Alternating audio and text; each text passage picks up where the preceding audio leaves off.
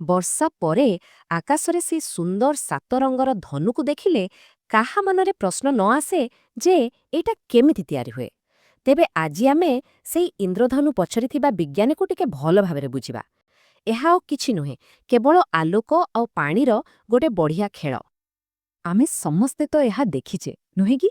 ବର୍ଷା ଟିକେ ଛାଡ଼ିଯାଏ, ସୂର୍ଯ୍ୟ ମୁହଁ ଦେଖାନ୍ତି, ଆଉ ହଠାତ୍ ଆକାଶରେ ସେଇ ସୁନ୍ଦର ରଙ୍ଗର ଧନୁ। କିନ୍ତୁ ସତରେ ଏଇଟା କ'ଣ? ଆଉ ଆସେ କୋଉଠୁ? ଆସନ୍ତୁ ଏହାର କାରଣ ଟିକେ ଖୋଜିବା।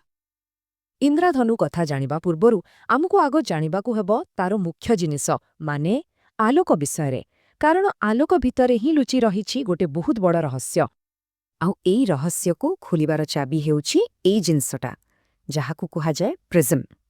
ଦେଖିବାକୁ ତ ଗୋଟେ ସାଧା କାଚ ଖଣ୍ଡ ଭରି ଲାଗିପାରେ, କିନ୍ତୁ ଯେତେବେଳେ ଏହା ଭିତରେ ଧଳା ଆଲୁଅ ପଶେ ନା, ସତରେ ଯେମିତି କିଛି ଯାଦୁ ହେଇଯାଏ। ଏଇଟା ସେଇ ଧଳା ଆଲୁଅକୁ ତାର ଅସଲି ରଙ୍ଗରେ ଭାଙ୍ଗିଦିଏ। ହଁ, ଏଇଟା ହିଁ ସେହି ବଡ଼ ରହସ୍ୟ।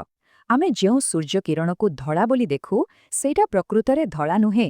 ଏହା ଭିତରେ ଇନ୍ଦ୍ରଧନୁର ସବୁତକ ରଙ୍ଗ ଲୁଚି ରହିଛି, ଆଉ ସେ ସବୁ ରଙ୍ଗ ଏକାଠି ମିଶିଗଲେ ହିଁ ଧଳା ଦେଖାଯାଏ। କ'ଣ ବିଶ୍ୱାସ ହେଉନି? ଆଚ୍ଛା, ଭଲ କଥା ହେଲା, ଏଟାକୁ ପ୍ରମାଣ କରିବା ପାଇଁ କୌଣସି ବଡ଼ ଲ୍ୟାବ୍ ଦରକାର ନାହିଁ। କିଛି ସାଧାରଣ ଜିନିଷରେ ଆମେ ନିଜେ ଘରେ ବି ଇନ୍ଦ୍ରଧନୁ ତିଆରି କରିପାରିବା। ତେବେ ଚାଲନ୍ତୁ ଗୋଟେ ମଜାଦାର ପରୀକ୍ଷା କରିବା। ପ୍ରଥମେ ଗୋଟେ ପାଣି ଗ୍ଲାସ୍ ଭିତରେ ଦର୍ପଣଟିକୁ ଟିକେ ବଙ୍କା କରି ରଖନ୍ତୁ। ତାପରେ ପୁରା ଘରକୁ ଅନ୍ଧାର କରିଦିଅନ୍ତୁ। ଏବେ ଗୋଟେ ଟର୍ଚ୍ଚ ନେଇ ପାଣି ଭିତରେ ଥିବା ଦର୍ପଣ ଉପରେ ଆଲୁ ପକାନ୍ତୁ। ଯଦି ଦର୍ପଣର କଣଟା ଠିକ୍ ଭାବରେ ସେଟ୍ ହୋଇଯିବ, ତେବେ ଦେଖିବେ କାନ୍ଥ କିମ୍ବା ଛାତ ଉପରେ ଗୋଟେ ଛୋଟ ଇନ୍ଦ୍ରଧନୁ ଦେଖାଯିବ। ଆଉ ଜାଣିଛନ୍ତି, ଏଇ ଛୋଟ ଇନ୍ଦ୍ରଧନୁକୁ ଆହୁରି ସଫା ଦେଖିବାକୁ ହେଲେ ସେଇ ଯୋଉ ଆଲୁଅ ପ୍ରତିଫଳିତ ହେଉଛି, ତା ସାମ୍ନାରେ ଗୋଟେ ଧଳା କାଗଜ ଖଣ୍ଡେ ରଖିଦେଲେ ହେଲା। ଦେଖିବେ ସେ କାଗଜ ଉପରେ 7ଟି ସୁନ୍ଦର ରଙ୍ଗ ପୁରା ଧରା ପଡ଼ିଯିବ, ଏକଦମ ଆକାଶର ଇନ୍ଦ୍ରଧନୁ ଭଳି। ଠିକ୍ ଅଛି। ତେବେ ଆମେ ଯେମିତି ଘରେ ପାଣି ଆଉ ଦର୍ପଣକୁ ନେଇ ଆଲୁଅକୁ ଭାଙ୍ଗିଦେଲେ, ପ୍ରକୃତି ବି ଠିକ୍ ସେଇଆ କରେ, କିନ୍ତୁ ବହୁତ ବଡ଼ ସ୍ତରରେ। ତେବେ ଆସନ୍ତୁ ଦେଖିବା ଆକାଶରେ ଏହି କାମଟା କେମିତି ହୁଏ। ତାହେଲେ ପ୍ରଶ୍ନ ଉଠୁଛି, ପ୍ରକୃତିର ପ୍ରିଜମ୍ କ'ଣ? ଜାଣିଲେ ଆଶ୍ଚର୍ଯ୍ୟ ହେବେ, ଏହା ଆଉ କିଛି ନୁହେଁ। ଏଇଟା ହେଉଛି ଗୋଟେ ଛୋଟ ବର୍ଷା ବୁନ୍ଦା। ହଁ, ଆମେ ଯେଉଁ କାଚ ପ୍ରିଜମର କଥା କହୁଥିଲେ, ବାୟୁମଣ୍ଡଳରେ ଥିବା ପ୍ରତ୍ୟେକ ବର୍ଷା ବୁନ୍ଦା ଠିକ୍ ସେଇ କାମ କରେ, ମାନେ ଗୋଟେ ଛୋଟିଆ ପ୍ରାକୃତିକ ପ୍ରିଜମ୍। ତେବେ ପୁରା କାହାଣୀଟା କେମିତି କାମ କରେ ଦେଖନ୍ତୁ। ପ୍ରଥମ କଥା ହେଲା, ଇନ୍ଦ୍ରଧନୁ ପାଇଁ ବର୍ଷା ଆଉ ଖରା ଦୁଇଟା ଯାକ ଏକା ସାଙ୍ଗରେ ଦରକାର।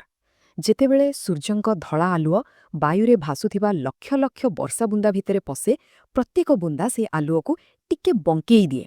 ଆଉ ଏଇ ପ୍ରକ୍ରିୟାରେ ହିଁ ଧଳା ଆଲୁଅ ଭାଙ୍ଗିଯାଏ, ସେଇ 7 ରଙ୍ଗରେ ବଦଳିଯାଏ। ଯେତେବେଳେ ସେଇ ସବୁ ରଙ୍ଗୀନ ଆଲୁଅ ଆମ ଆଖିରେ ପଡ଼େ, ଆମକୁ ଦେଖାଯାଏ ସେଇ ସୁନ୍ଦର ଇନ୍ଦ୍ରଧନୁ। ତେବେ ଇନ୍ଦ୍ରଧନୁ କେମିତି ତିଆରି ହୁଏ, ସେ ବିଷୟରେ ତ ଆମେ ଜାଣିଗଲେ, କିନ୍ତୁ କାହାଣୀ ଏତିକିରେ ସରିନି।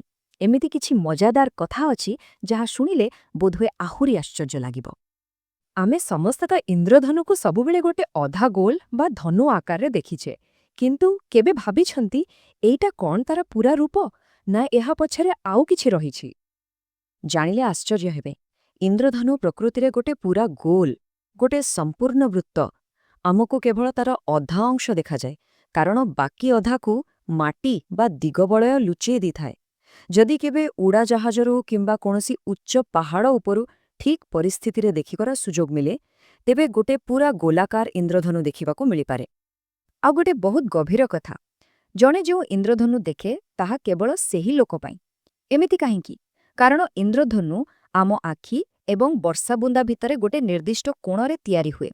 ତାମାନେ ପାଖରେ ଠିଆ ହୋଇଥିବା ଲୋକଟି ବି ଟିକେ ଅଲଗା ବର୍ଷା ବୁନ୍ଦାରୁ ଆସୁଥିବା ଆଲୁଅ ଦେଖୁଥିବ। ଅର୍ଥାତ୍ ସେ ଗୋଟେ ପୁରା ଅଲଗା, ସ୍ୱତନ୍ତ୍ର ଇନ୍ଦ୍ରଧନୁ ଦେଖୁଛି। କହିବାକୁ ଗଲେ ପ୍ରତ୍ୟେକ ଇନ୍ଦ୍ରଧନୁ ଗୋଟେ ବ୍ୟକ୍ତିଗତ ଅନୁଭୂତି। ଆଉ ଗୋଟେ କଥା ମନେ ରଖିବା ଦରକାର, ଇନ୍ଦ୍ରଧନୁ କେବଳ ବର୍ଷା ବେଳେ ଦେଖାଯାଏ ନାହିଁ। ଯେକୌଣସି ଜାଗାରେ ଯେଉଁଠି ପାଣି ବୁନ୍ଦା ପବନରେ ଭାସୁଥିବ ଆଉ ସୂର୍ଯ୍ୟଙ୍କ ଆଲୋକ ଠିକ୍ କୋଣରୁ ପଡ଼ୁଥିବ, ସେଠାରେ ଇନ୍ଦ୍ରଧନୁ ତିଆରି ହୋଇପାରେ। ଯେମିତିକି କୁହୁଡ଼ି ଭିତରେ, ସମୁଦ୍ର ଢେଉରୁ ଉଡ଼ୁଥିବା ପାଣି ଛିଟାର, ଏପରିକି ବଡ଼ ବଡ଼ ଜଳପ୍ରପାତ ପାଖରେ ବି। ତେବେ ଏବେଠୁ ଯେତେବେଳେ ବି ବର୍ଷା ଆଉ ଖରା ଏକାଠି ହେବ, ଆକାଶକୁ ଚାହିଁବାକୁ ଜମା ଭୁଲିବେନି। ଏବେ ତ ଜଣାପଡ଼ିଗଲା ଯେ ଏହା କେବଳ ଗୋଟେ ସୁନ୍ଦର ଦୃଶ୍ୟ ନୁହେଁ, ବରଂ ଏହା ଆଲୋକ, ପାଣି ଆଉ ଆମ ନିଜ ଦୃଷ୍ଟିକୋଣ ଭିତରେ ଥିବା ଗୋଟେ ଚମତ୍କାର ବିଜ୍ଞାନ। କିଏ ଜାଣେ ଆକାଶରେ ସେଇ ରଙ୍ଗୀନ ଯାଦୁ ଅପେକ୍ଷା କରିଥାଇପାରେ।